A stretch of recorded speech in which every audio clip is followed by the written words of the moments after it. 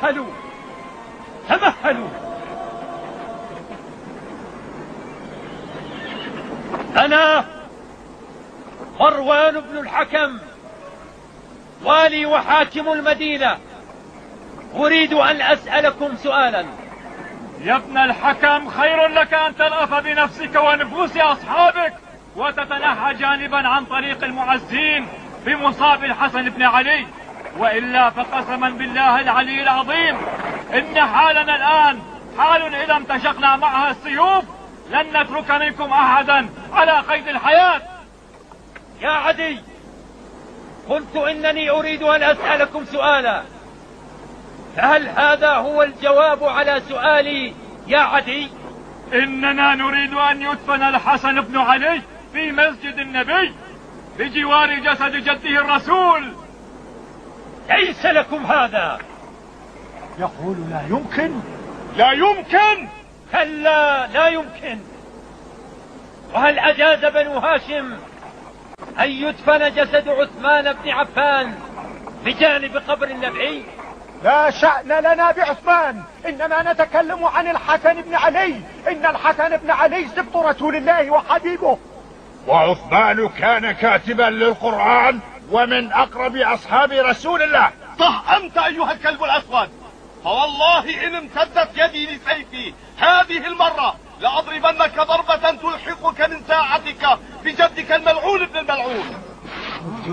يا الله، على مهلكم، أقلعوا عن هذا. إن لي حجة أخرى على منعي من دفنه هنا. فقد أرسلت أم المؤمنين رسولا إلينا الآن أبلغنا أمرها الذي يقضي وبدون أي جدال بأن لا يدفن جسد الحسن بن علي في مسجد النبي، هذا وحسب. تحركوا.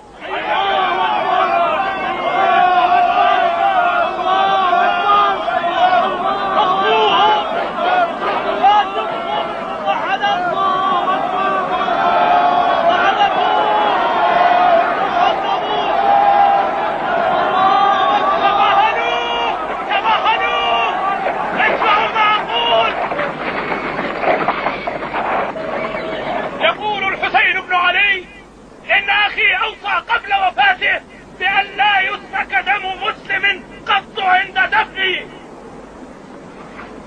وها هو أبو عبد الله الحسين بن علي يأمركم بالمسير صوب مقبرة البقيع.